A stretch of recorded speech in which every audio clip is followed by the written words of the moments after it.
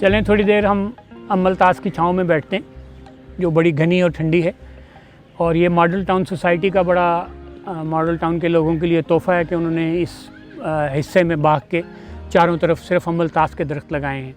और हम ऐसे मौसम में हैं जब अमलतास ने अपने फूल जो हैं वो कुछ ही दिन पहले ख़त्म किए हैं, यानी सितंबर अक्टूबर तक हमारे पास अमलतास के फूल थोड़े थोड़े फूल होते हैं।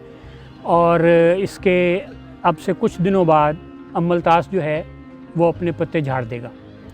और उसके बाद जब मई का आखिर आएगा और जब सारे फूल जो हैं, सब दरख्तों के फूल जो हैं वो अपनी उम्र पूरी करके बहार को रुखसत कर चुके होंगे, तो अमलतास जो है वो उम्मीद की किरण की तरह फिर से नमूदार होगा और पीले फूलों से भर जाएगा।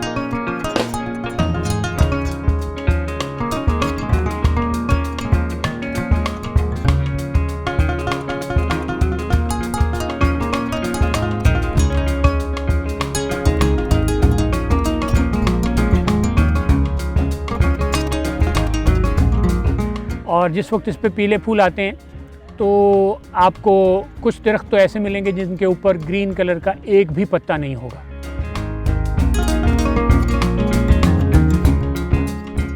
सिर्फ पीले रंग के फूलों की अंगूर के मुशाबा डालियां जो हैं वो झूल रही होंगी।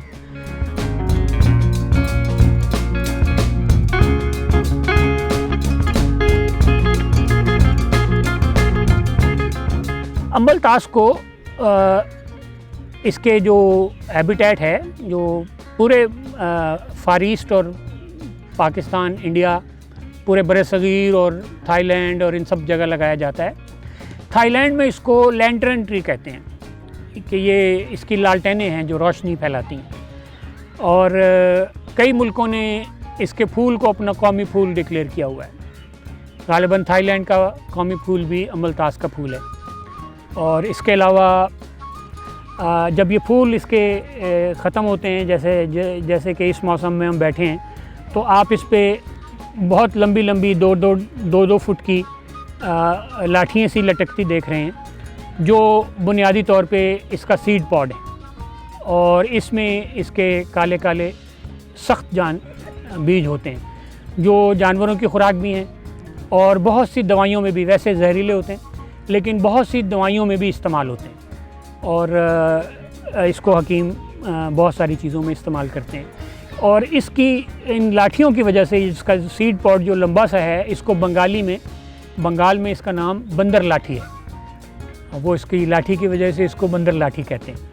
लेकिन जो नाम मुझे सबसे ज़्यादा पसंद है वो थाईलैंड का है, जो इसको लैंटर्न ट्री कहते हैं। और वो वाकई जब ये अपने फूलों पर होता है तो धूप के बावजूद आपको इसकी रोशनी अलग से नज़र आती है। यानी शदीद धूप में, मई जून की गर्मी में ये फूल देता है, लेकिन मई जून की शदीद चमकीली धूप में अमलतास की लाइट अलग से नज़र आती है।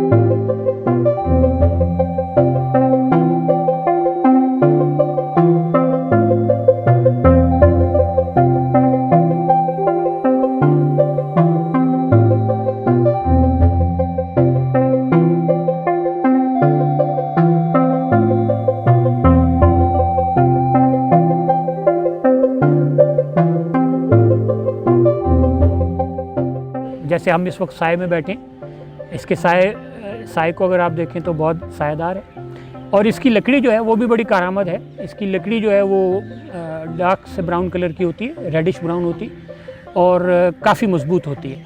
और इससे फर्नीचर भी, इसको प्लेन भी किया जा सकता है, सतह हमवार की जा सकती है और पॉलिश भी अच्छी हो जाती है इसके ऊपर। तो ये फर्नीचर और हैंडीक्राफ्ट के इस्तेमाल में भी आती है। दूसरे ये कि ये एक ऑर्नामेंटल ट्री है, बागात में खुशनुमाई के लिए भी लगाया जाता है। फिर इसके जो फूल हैं वो बहुत अट्रैक्टिव होते हैं तितलियों के लिए और शहद की मक्खियों के लिए और दूसरे और बहुत सारे हशरातुल अर्ज़ जैसे हैं जो इसके ऊपर पलते हैं।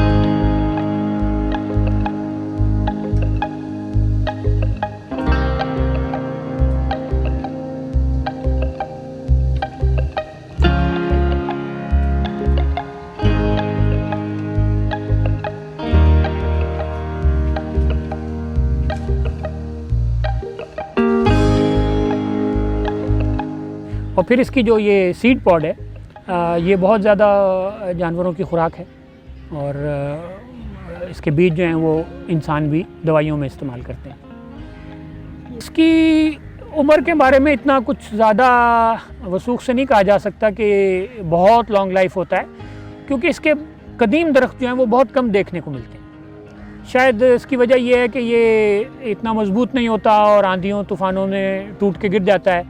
लेकिन ये जो दरख्त, हम जिन दरख्तों के नीचे बैठे हैं, इन दरख्तों को 15 साल से तो मैं देख रहा हूँ। और मैंने जो रोड साइड पे जिन दरख्तों को शहीद कर दिया गया गार्डन टाउन की मेन बुलेवार्ड के ऊपर, उन दरख्तों को अगर आप देखते तो वो आपको 40-50 साल पुराने दरख्त जो थे वो वहाँ मौजूद थे। हमारा अलमिया ये है कि हम अब अगर पुराने दरख्त देखना चाहें तो लाहौर में बहुत छोटी छोटी सी पॉकेट्स रह गई हैं जहाँ पे कदीम दरख्त मौजूद हैं।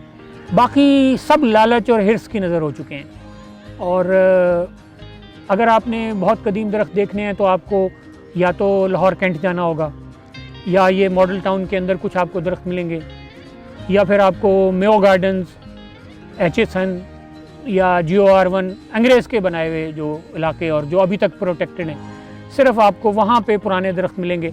लिहाजा लाहौर शहर में इसका कदीम दरख्त ढूंढना वो मुश्किल है, वो हमने अपने हाथों से काट दिया।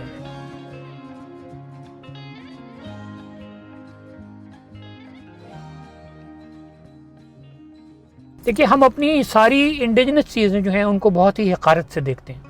हम अपनी ज़बानों को, लोकल ज़बानों को बोलना अच्छा नहीं समझते और गंवारपने की निशानी समझते हैं।